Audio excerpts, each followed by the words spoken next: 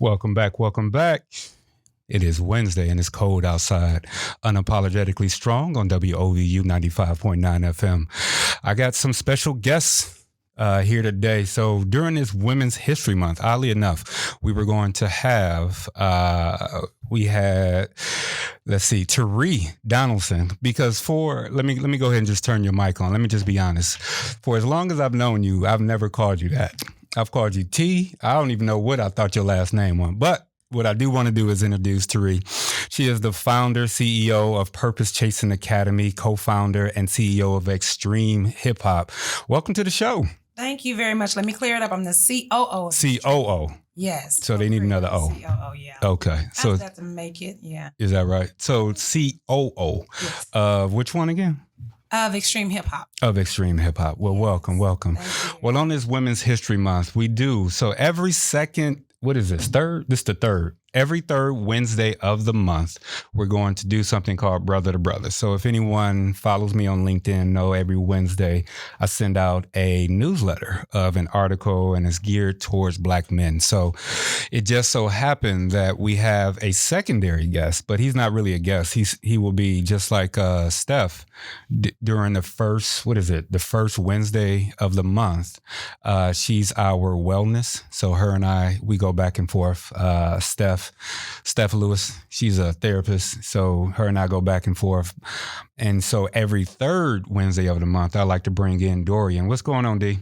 Hey, how you feeling, man? Come up to the mic, man. Sorry, how you feeling? All right, man. So Dorian, but today's show is definitely going to be about T. So we're going to spend more time talking with her, but I did want to bring Dorian in. And Dorian, feel free to actually, if you got questions, go for it.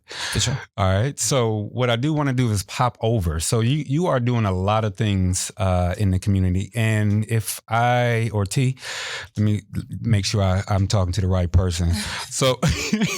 So you are doing a lot in the community. And like I said, you and I have been knowing each other for roughly, I think it's been longer than 17 years, but it's here or there, but that's how Cleveland works. And I've seen you have many changes in your life. Mm-hmm. I mean, you and, a previous partner of yours we were on the same team, mm-hmm. On the same softball team. And now that I see you now, you look totally different. I do. And totally different. You feel totally different. And I know that you are on a different path, mm-hmm. trajectory within your life. So this show is called Unapologetically Strong. And I just want to just start off with that. So a lot of times I like to ask people where they get their strength, right? So I am a therapist, but I try not to be one on the radio. I just try to be me. And so a lot of times I just like talking to individuals about their strength, what they do, and where they get it from. So the first question I always like to ask is, where do you find your strength? Well, it's always rooted in Christ. So that's why, I initially find it. Me and God, we go back and forth. When I lost my mom at 60, when she was 65, we didn't have, a lot to talk about, You and God or you and mom? Me and God. Okay. He took my mom, okay. And that's reality. Mm-hmm. But besides that, I really have a strong family mm-hmm. Base that kind of keep me motivated to be the best I can be. Yeah. And then my two girls, they're absolutely my why. But so I always find strength in that. And now with this new direction of being a coach, just having women depending on me mm-hmm. to get up and show up every day, mm-hmm. It makes things a little easier. If you don't have anything to do when you every day, then you kind of are okay with just being in the bed. But if somebody's looking for you to show up, you have to get up. Yeah. So it gives me my strength. Yeah. You from Texas. And, I am. And every now and again, I heard that every day. Every now and again it came out. But it's gonna come out, Eric. It did. I love it. So the idea that over this time you have gone through a transformation, mm-hmm. not only a transformation in I'm pretty sure your spiritual growth, let's just be candid, your spiritual growth, but also your life and your profession, but also physically, you've gone through a change. Can you talk a little bit about the strength in that? So Eric is referring, so you don't know, but I was about 200. I was saying what you the what I'm referring. What he referring to. Wait, I was about to be like, what we talking about? Elephant in the room. So I was about 283 pounds at my highest. Okay. So that was after 2 babies and all that good stuff. I finally decided that enough was enough with my health. And it wasn't because I'm from a small town in Texas and we like to eat. Like everything we do revolves food. You it's the get into a fight, you get a biscuit. You get good grades, you get a biscuit. Wow. Somebody die, you get a biscuit. We was eating. I feel you. I love to eat. But go ahead. So we were just very much big people. But over the years, it just got out of control. And my mom had never really had a lot of health issues like diabetes or high blood pressure, things like that. But when she got sick, the only thing they contributed to was being overweight her whole entire life. Yeah. Okay. So I had 2 girls, and I realized that I didn't want to be, even before she passed away, she had things like she couldn't walk without pain, out of breath, things of that nature. And I just didn't want to just exist. I wanted to truly live with my girls. I wanted to be able to run around, beat them in races, you know what I mean? Like the real stuff. And so I decided that beyond being depressed with other stuff, I could change my weight. Yeah. So I started there and started to really focus in on what I put in my body, how much I move my behind, and then even started reading more things to get my mind right. And so that's how that transformation happened. And how long, so if you had to categorize, because far too often I think that, definitely in this microwave society we believe that things are overnight. Right. And like I said, you and I have been knowing each other for a while, and I've had the pleasure of being in your company for as long, periodically on and off, over that time. And I've seen you. So when we're talking about this change of life, even, we'll talk about after the first break, the coaching, but this change of life, when we're talking about that, how do you allow yourself to be patient? I don't know if it's, sometimes I believe that just understanding that it's a process because like I said, I've been big all my life. So Jenny Craig, Weight Watchers, Slim Fast. And I realized, I think it's a point where you realize that those things will not last. Yeah. And so, and no offense, if that's what's going to get you, it just didn't work. Place, it just didn't work for you. Right. Okay. So you have to do what you have to do to get your life, together. Yeah. But I think with me, it is always remembering it is a process and it's a journey. It's never a finish line when it comes to your health. Right. And so I've been blessed enough to keep this weight off for 10 years. But I had to, but it ain't been no straight line. No. It never a straight line. Get your own body. Right. Get back in the gym a little harder. So it just understand that's a process. So I think giving myself grace to fall backwards is something that I just always have to continuously tell myself. It is a practice like anything else. You have to be patient and give yourself grace and just continue to remember that. Yeah. And that grace is that forgiveness. And so I'm going to throw on my therapist hat for a little while. This concept of forgiveness and allowing yourself to be exactly who you are.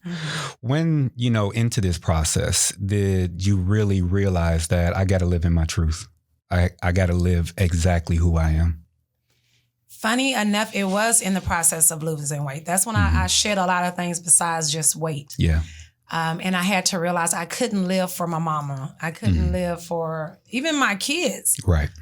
Because an unhappy mom made for an unhappy household. Like everything was bad. Like that shoe, why is that shoe just sitting on the floor where it's supposed to be? You know what I mean? It's just, so I think that once you get to a point where you're focused on things that you can actually change, other things in your life starts to open up. Yeah. And you start to see that I'm not happy, not because of the weight necessarily, but because I'm holding on to so much other crap.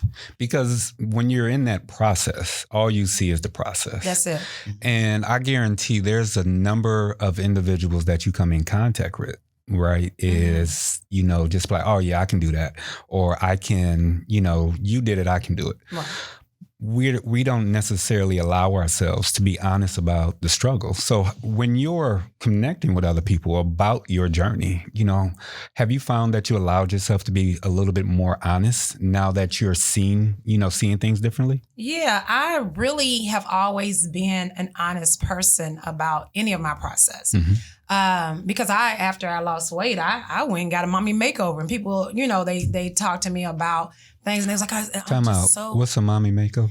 Child. So a mommy makeover is when they they give you a tummy tuck. Okay. And they lift your breasts or give you implants or whatever. Okay. And so I had so much like skin left on my body, and I was like, I want to wear a halter top. So I'm going to Florida and getting my stuff tucked and sliced and all this other good stuff. So women are afraid to say some things, but I would never get implants in my behind and then try to sell somebody on how to build it up. So I'm always going to be honest with my process. But the real difference is that I had to be honest with myself and why I stuck around, why I was stuffing my mouth, why I was, just filling the void of the unhappiness. Yeah. And that's the crazy part. So in our, because Dorian is a therapist too, in our line of work, we have to deconstruct the concept of learned eating, right? So the concept of poverty eating, right? If you grew up and you had to finish your plate, what does that promote? So that's one. Comfort eating, right? That happens not just if you're, poverty stricken, no matter what. So then there's many different, I'm not about to go all down the line, but man, what did you find? Because you mentioned family, family is sort of the learned behavior. What do you think yours was? Well, what did you find that yours was? It definitely was all the two things that you said, but even rewarding. The biscuit. The biscuit. It's the biscuit for us. We ate biscuits all the time. But I had to, especially with my girls, because I didn't want my girls to have such a crazy relationship with the food. Complex. Yeah. So I even catch myself I was like, y'all want to go out to eat? You made good grades. And I'm like, no. Now I've created another demon. Now my child thinks she's supposed to get her nails done. Hey. She get good grades. I mean, come on. It's one or the other. We just can't have good grades and just roll with life. Right. But to try to encourage them. But I was a person who, and still to this day, I do not like to leave food on my plate. And because I was one of 8. And not because, my brother, if you left that plate with something on it, it was gone. He was taking it. So I could have gotten full and tried to go put my plate up. It was over if he came and saw the plate. So when my kids were doing it, and I was like, what are y'all doing? Nobody's here to take y'all food. Right. If you are full, put your stuff up. Yeah. So now what I had to do is switch to that small plate. I really did have to do that on purpose. Operationalize the whole process. I had to, because I was going to eat everything even Thanksgiving and holidays. I enjoy all that, but I get very small portions of it. And then I'm so lazy, I'm not going to get up and go get something else. So I'm like, I'll sit there for a while and realize I'm full. So you got to pick your struggle. I'm lazy. I'm not going to go get it. So that comfort, I sit and eat while I'm watching TV. And I had to stop that because I noticed that that's what I wasn't even hungry. I'm just snacking because it was a production. My mom couldn't take us to the movies. Yeah. So movies was at the house. Yep. So we had the pizza, all that junk sitting there watching TV. And so now I had to kind of come out of that process of eating and snacking. And then, of course, I'm having a bad day. I'm going to get some ice cream. Right. I had to now. What was your go-to? What was your go-to? Krispy Kreme donuts. Man. So now hold on. Now wait a minute. I was about to say. Sign me up. Right, sign me. Bruh. When they got Krispy Kreme over there on Mayfield. Wow. Are we allowed to say that? That may be. Northburg from. No, I know where it is. I know what you're talking about. I lived all the way over in I understand. That's a 30-minute drive. Hey, look. In the snow. Look. To get some both ways. In the snow both ways. But now it's on Mayfield. I know. But yeah, we got it. We got a couple minutes. Quick minute. You got something you wanted to say right quick? Or did you want to save it to the other side? Just real quick. What is your relationship like with food now? Well, wait. Dorian don't ask real quick stuff. Yeah. So we can wait. We're gonna try to jump it on the other side, but we gotta pay some bills. We gotta do some things. So we got Teri. Yes. I'm just gonna call you T. You can call me T. Most people do. I've been calling you T. My whole entire life. We got T and we got D up in up in the WOVU. And so we're going to take a quick break. This is Unapologetically Strong on WOVU 95.9 FM. Quiet on set, run it. Welcome back, Unapologetically Strong on WOVU. What's going on, T? So on the other side, Dorian had a question. So do me a quick favor. Can you restate the question for the audience for me? Absolutely. So my question was, you talked about the complex relationship that you had with food prior, how you learned about food, whether it was unsaid rules or said rules, right? What is your relationship like with food now? It's still complex. Okay. To be quite honest, and I want people to really hear that because we think once we overcome certain things that is over. Yeah. And the reality is that sometimes the comfort of remembering how it used to be it's easy to fall back into that trap. So when Comforting. It really is. Like if I'm, I go back to what's comfortable. So what I have to always do is just remind myself. And then if I do decide to go to Krispy Kreme, I'm okay with that. I just don't eat 6 like I used to. Maybe 4. What about crumble? I try not to eat 4. I try to keep. If I'm feeling really greedy, I'll do 3 because they have a 3-pack now. Yeah. But no, so. I'm so honest with myself, but I'm going to get into the gym and make sure that we're going to work off these 3. I'm going to work off. We're going to work off these 3. So it's always a balance. So when it comes to my relationship with food now, is I always try to create good habits. Yeah. And so that way, when I get to a point of going back to that comfortable zone, my habit kind of kicks in. And then I really surround myself with people that keep me accountable. It's so easy to fall back in the trap when you're with somebody like, yes, let's go get 10, donuts, so we can eat them together. Because it ain't a dozen. If you rationalize. I'm sorry, go ahead. Yeah. So, so I try to surround myself with people that's going to keep me accountable to my goals that I've set. Yeah. But it's just a process that my relationship is still complex. That's the answer. It's definitely still complex.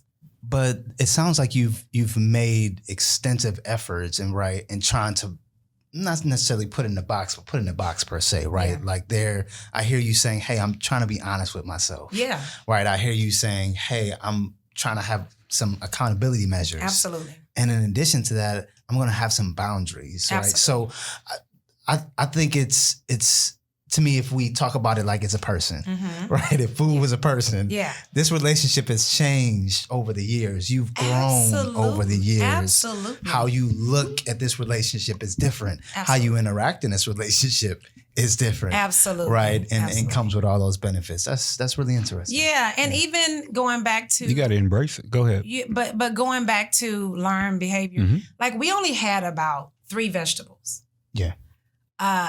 Which were? You growing up, you mean? Growing up. Yeah. Okay. Which was green beans. Green? Did we have broccoli? Maybe Greens. broccoli. I mean, I'm from the South, so greens. Yeah. Green beans, and my mom liked cabbage, but that's kind of like greens, but like maybe squash and stuff like that. And corn, which I do not consider a vegetable to me. But but it's like when I grew up, I really started to be conscious about trying other foods and vegetables. And I was like, is my lips ashy? No. Y'all can't see me, but Eric just motioned to my lips. I said, come on close. Come on close. So I really had to learn, and this is a 10-year span. Yeah. Like I've been on this journey of trying to, for one, my mindset was to lose weight when I first started. Now it's just, I want to be lifestyle. Well, yeah. I'm on a wellness journey, and it is a journey is never ending. So that is a huge difference when you start on this process, the way that you even approach it. If you're approaching it like I need to lose weight, well, I don't want to find it. So I'm releasing Every that piece of lose pound. weight part is weird. It just starts Because that's the first thing pops in your head. Because if you lost it, it can be found. It comes right back to you. We saw Luther. We're gonna transition. Wait, I didn't brought in the Luther Vandross. Don't but do like that. Hey, man, I love Luther. So now, over this time, like I said, all the accolades that you have. So now you are allowing yourself to coach. And a lot of times I say allow ourselves. There's so many gifts that we are born with, right? The Lord has provided us for at least one, but there's also multiple ones that we also have. So you've allowed yourself to go into the coaching realm. And so you've created the Chasing Academy, the Purpose Chasing Academy. Yes. Can you tell us about that? So the Purpose Chasing Academy was something that was actually born from extreme hip hop. So the way that that even came about was during this process of trying to go on this wellness journey. And I started working with Phil Wheaton. I don't know if y'all familiar with Mr. Wheaton. But he was just a guy who just wanted to stay inside of Cleveland Heights, Ohio and run his gym. And so I saw something in Phil. Yeah. Because I'm one of 8 and it's 5 girls and we're all hippie, we curvy.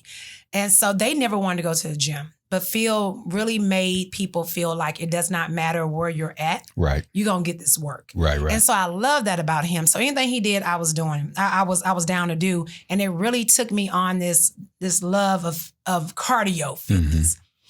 So when Phil started extreme hip hop, I didn't think it was just a step class. I didn't think it was going to work. I don't know if y'all remember step back in the day, but it was. No, I remember. They was doing all. No, it has evolved over this time. Oh my goodness. Yeah. I was like, I don't want to do that. That's stupid. Yeah, it definitely has evolved over this time. It ain't gonna last.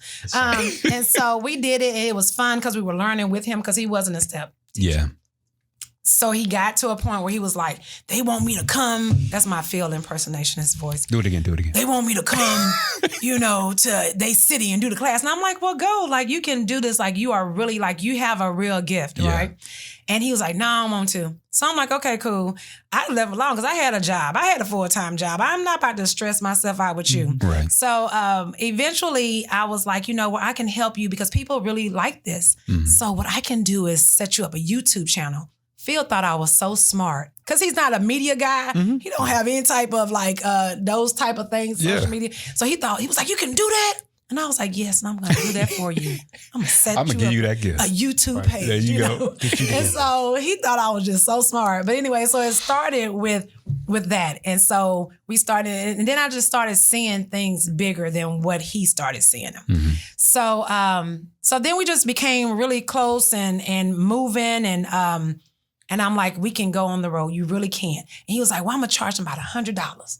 And I said, for what? Right. You be the feet in the face. I got you. I'm going to do everything else. Right. You do the back end. So I did everything else. So then we were traveling for every single weekend. In my little hoopty, because he didn't have a car then. He still owes me a Tahoe because we tow up my Endeavor. But anyways, he ain't gave me my Tahoe yet. All right. If he listening, I still want my Tahoe. Right. But so we did that. And every single step, I was like, I just started to really enjoy being out on the road, meeting these women who were very unhappy with their lives, but they thought it was just about weight. And so I saw me in them. Gotcha. And so as we were doing this, all kind of stuff birthed from there. We did a DVD. We have 7 DVDs now. We have a certification program where we're able to train instructors to be an extreme instructor with hip hop and burn. Good. We have over 3,500 worldwide. And so he didn't want to do that either. And I was like, Phil, you should, they taking your stuff. But hold on. Wait. So let me say this. You are an individual who has some amazing vision. I do. Right? That's what and so it is, I'm going to go ahead and jump on Phil's team. Don't jump on his team. Just a little bit. I've never met the man, right? Never met Phil? I've never met the man, but I'm come to class. I'm a jump on his team. Okay. It is very difficult when you are the face of something or leading something to allow someone to actually motivate you to move forward. So I'm going to go ahead and jump on. So Phil, if you listening, bro, I'm on your side, bro, because I know exactly how it feels. But go ahead. I'm sorry. Go ahead. No, that's our relationship. Yeah. I tell people, Phil will say stuff like, T, I want to I want to step on the moon. And I'm like, cool. Let me figure out the permits and how we going to get to the moon. Let me get that. So you need both. Yeah. And so that's so important. And it is very important that you said that, because that's how the coaching program started. Mm-hmm. People started asking me to help them. And so me being very transparent, I'm like, no, I'm not doing that. I'm just helping Phil. Yeah. I don't do that. I don't coach people. I didn't coach him. I never saw what I was doing on the background, and I had to really. So during COVID, when everybody was asking God for 2020 vision, when we prayed, everybody prayed for that. Oh yeah, everybody prayed for that in 2019. I forgot about that. Yes, everybody. That's why I tell people all the time, y'all ask God for this collectively, because He said when one or two are. I remember that. Okay, so everybody like, God, give me 2020. So He said, I got y'all. I'm gonna sit y'all down. Not taking away from COVID, because it was such a but no. But people asked for 2020 vision, and so I feel like the world was moving so fast that God just had to sit us down for a second, and a lot of people, a lot of visions were realized, a lot of purposes came out of COVID. Absolutely. Definitely. So during that time, Teri sat down. I was so busy helping Phil, maneuver and build extreme, that I really sat down. I was like, and I have to give him credit. Mm-hmm. Phil is such a purpose pusher as well. And he was like, T, you really could help them, but as soon as I would have, he would have been like, T, you ain't paying attention to me no more. Where you going? What you doing? Hey, Phil, man, I don't know you, man, but we got to talk, bro. That's my boy. He is my brother. Like, we fought so much. No, I'm messing with you. I got you. Definitely my brother. But he did. He was like, T, you can help them, and I'm like, I can't. I wanted to be in my comfort zone. Okay. I stayed in my comfort zone. And so once he said that, I really sat down and started thinking about, how could I help these women? How could I help? And it was women, because I noticed that in the fitness realm, 98% were women that were being serviced. And for real, if you look at any of your videos, I see very few men. Very few. Very few men. And it just comes to a point cognitively to where that's how you reach America. That's how you reach the world. But what's funny is that the women, the men who were popular, they had a class, 100 people showing up, were the men. The women were not. And it's because most of the time, not all the time, fellas, but most of the time they had a woman that was creating their business. Most of the time. Getting their plan together. Most of the time. And marketing. And so women were not doing that for themselves. And I'm like, you can be there. You just need a vision and you need a plan. Right. And so that's how purpose chasing came about. Okay.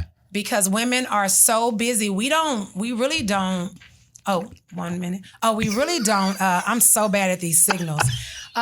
We really don't go after our purpose. We do things that are going to in survival mode. We're going to find something that we're very good at, and we're going to make money from that, because we have to take care of the family. Because that's just how, that's if we go back to learned behavior, let's be real, right? I mean, you and I do this a lot, and we work with a fair amount of women and, other individuals. We have to, I know in my practice, I have to tell people, I have to tell the women, it's okay for you to go do things. That's right. It's okay for you to leave it. Go ahead, bro. I wanted to add in there too, a lot of my individual, women clients that I serve, I often remind them that before you were a mom, before you were a wife, before you were a spouse, a partner, you were you. That's right. Right. So how can we service you, the person? Yeah. Right. When you're in therapy, we can spend time talking about these other aspects and these other titles, but at the end of the day, the core is you. That's it. Right. So how do we service that? And what does that look like? Yeah. Right? They first got to figure out what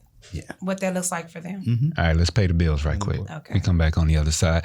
This is Unapologetically Strong on WOVU 95.9 FM.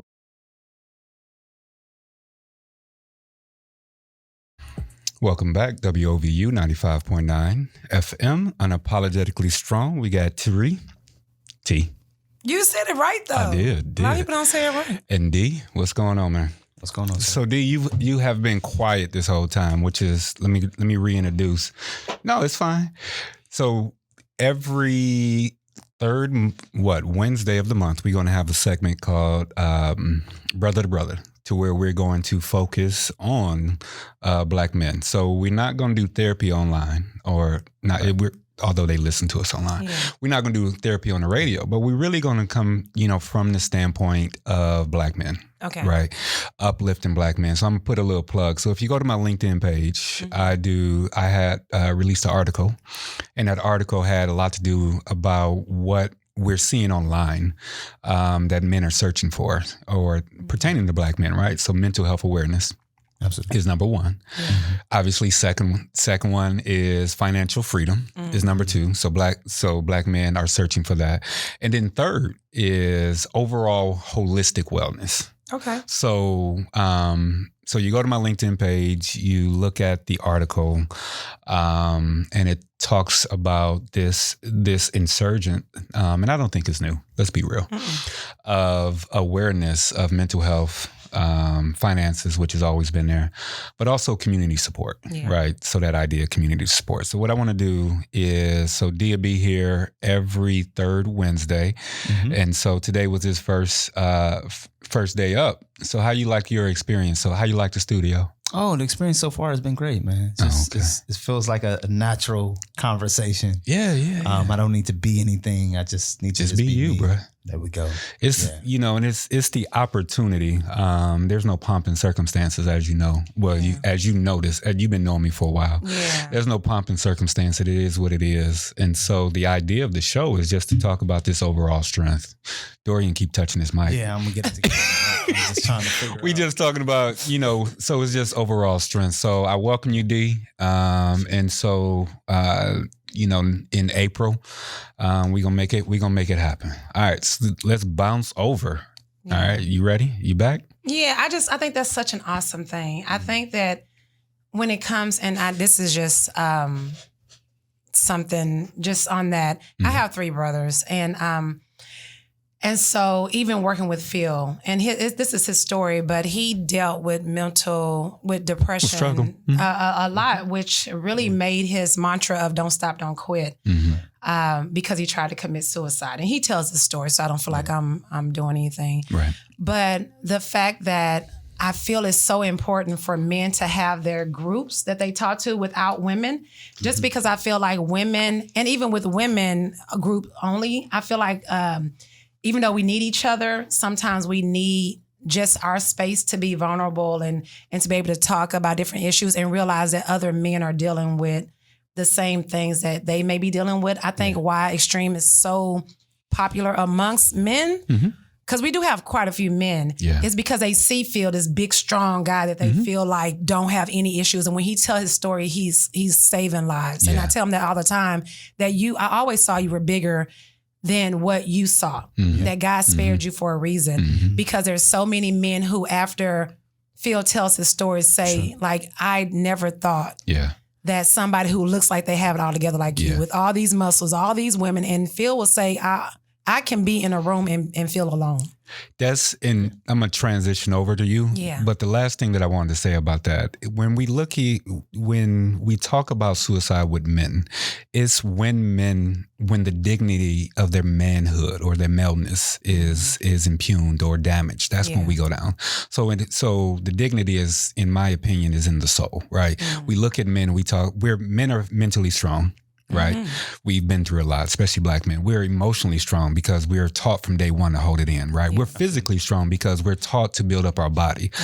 So when we look at suicide in men, especially Black men, but just men overall, we have to let go of the mind, of the mental, emotional, as well as the physical things that we see, and go to the spiritual level. Where's your soul at? Where's your dignity? And so a lot of times we lose great individuals because we did not feed their dignity. We did not feed, their spirit. So I'm a transition. So hopefully, Phil, if you're listening, bro, come on in. We get you in April with me and Dorian. So I'll talk to you. I do a schedule. Yeah, I know. But so what is the mission? What is the mission of Purpose Chasing Academy? It really is to empower aspiring entrepreneurs that are ready to let go of the comfort zone and truly find their purpose. By targeting their vision, refining and evaluating their weaknesses and strengths, and then revising that vision again so they can live, successfully in business, but also in their personal lives. Yeah, I get it. So did you have a question? Oh, okay. What I heard you saying is that extreme hip hop was first and this is second. What I also noticed, I'm just going to be real, you talk more about someone else than you actually do about yourself. I do. I am very much a backseat driver. I feel like I hold on to people's visions until they can see it in themselves. Yeah. So my coaching, I don't coach wide, I coach deep. So I don't have a ton of people that I work with because my soul can't, my capacity.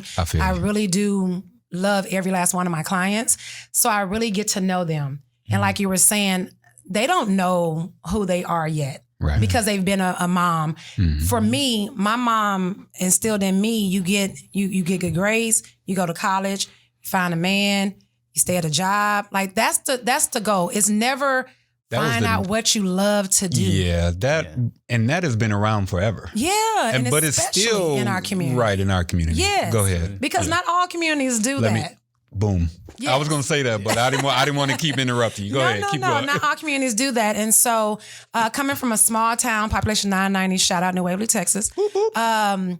It was a big thing to get out of the town, to leave and go to college and stay out, And so it took me a while to even tell my mom I was going to leave this good job with benefits to go and, live out my purpose. And so she was okay with it. She was like, "Baby, you sure?" That was all. "Baby, you sure?" By the way, that's the go-to. You sure? Because what they're saying is, I need you to listen to me. But go ahead.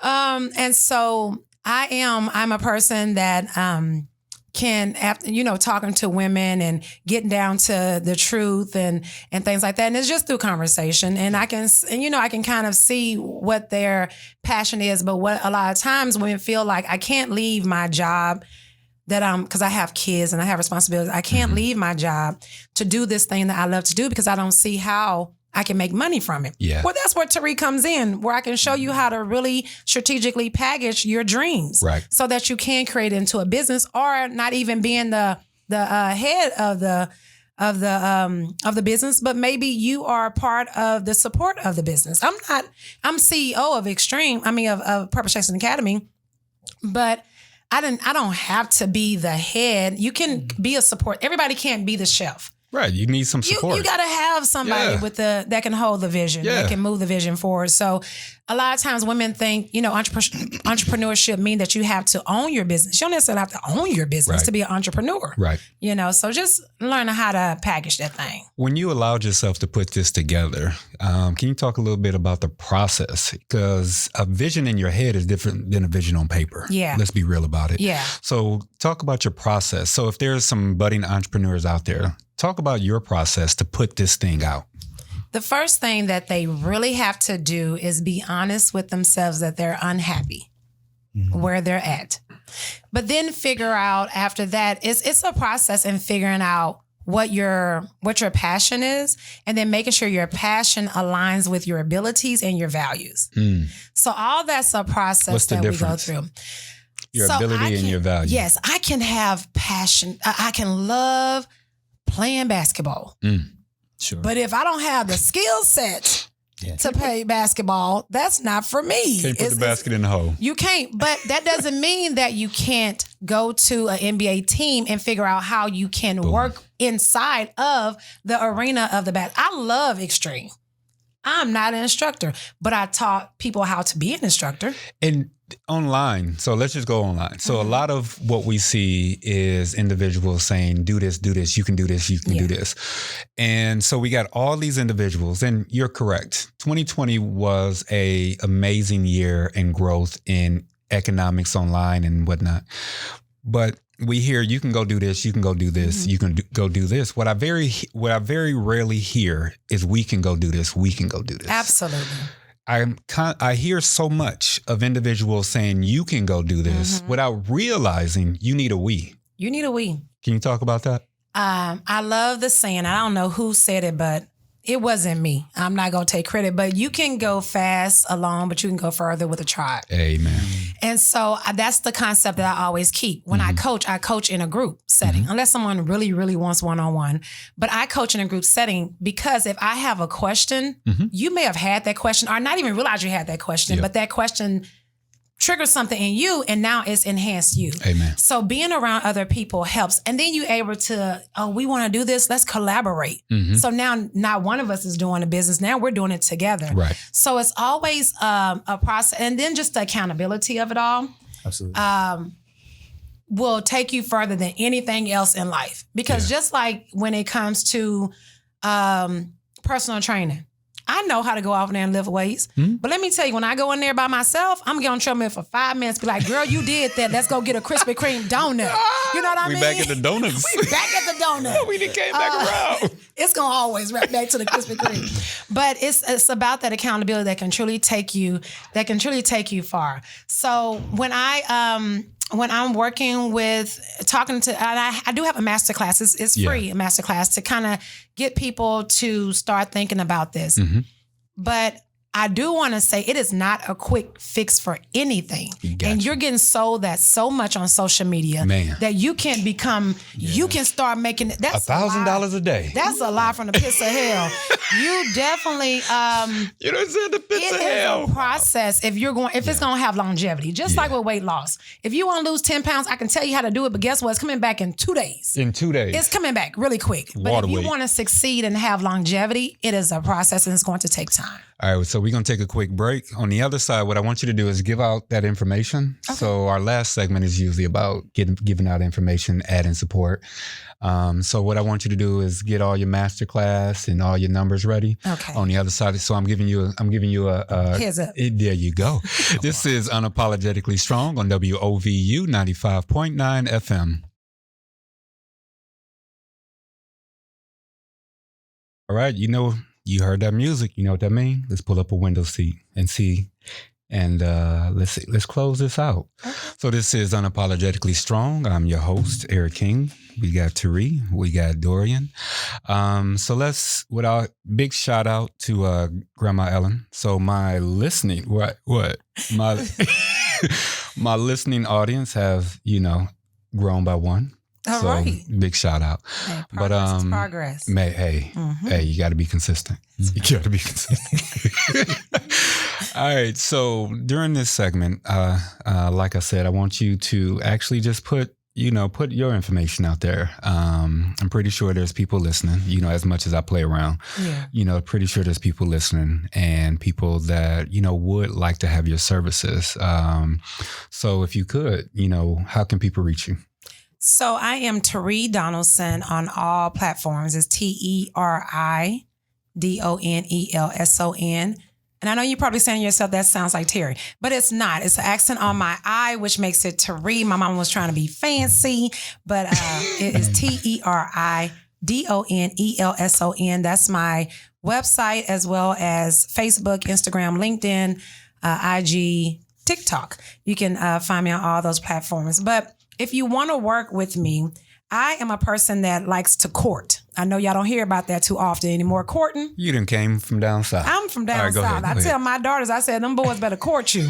They want to be your boyfriend, they got to court you first. How long you been up here? Ask you. Since 2002. Okay, you go can't ahead. take the country out the girl now. I'm sorry, go ahead. I keep it. It gets a little better, but when I start talking, it's over. You ain't supposed to do that while I'm drinking. Go ahead. But so I give you an opportunity to kind of get to know me. I'll be doing a free masterclass via Zoom. It's virtual. And you can find that information to register on Facebook, Instagram, and on my website. It's 3 tips to execute your plan in 2024.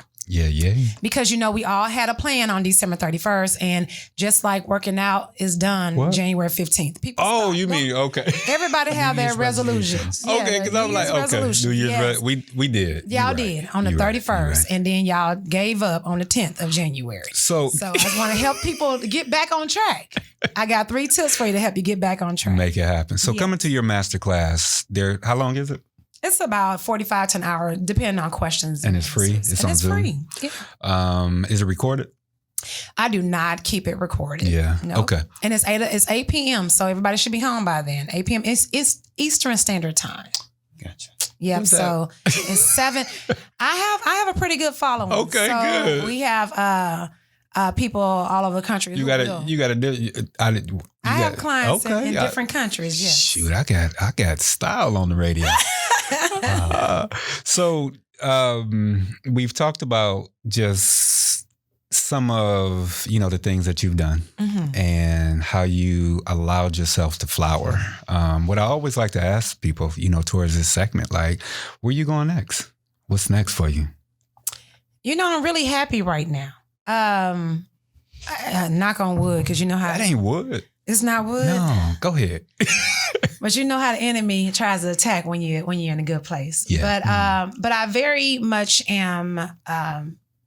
I keep myself balanced. I like to tell people that there's 4 areas that I balance, which is my spiritual, my physical, my relationships, and my business. And never will it be all straight, across the board. But if it's too, off kilter, then that's where the problem comes. So I feel like I'm balanced. Good. Even though I have a 14-year-old, I still feel like I'm balanced. Lord, y'all pray for me. You said Lord. Okay. Pray for me. Pray. We got this you. 14-year-old. We got you. But next, I think I do a purposeful brunch at the end of the year to try to get people ready for the new year. I want to take that on the road to have like a getaway retreat. Yeah. Where it's more of my purposeful brunch is a brunch where we're not just eating and drinking and networking, but we're actually working on your goals for the upcoming year. Yeah. So I do that at the end of the year. Interactive work. Yes, thing. it's so we get down to business. We have a worksheet, workbooks and all that good stuff. Well, now I want to take this a day. Right now it's from I think I do from 11 to 4. I want to have a whole weekend because they're always like, you give us so much stuff. We can't digest it and ask you questions. So I hear them. You so got I want to slow 'em down. to do, I'm a person, it's a need for speed. Even though I say you don't make, it doesn't happen.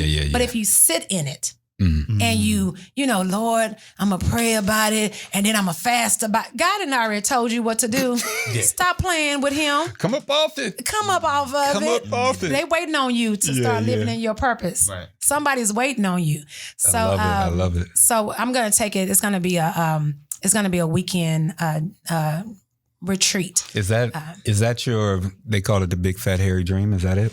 That's not a dream. That's just something that I'm going to do. So I don't have a huge, because I don't feel like anything is not obtainable for me. No, I got you. I have if I have a vision, I'm going to put that thing into motion. Right. So I don't have a huge, besides being the next Oprah, I can't think of anything else. You gonna take this chair? You want this chair? I don't know if I want that. Come over here and work these boards. But no, I would love to. I love speaking. I'm envisioning speaking in front of about 10,000 women.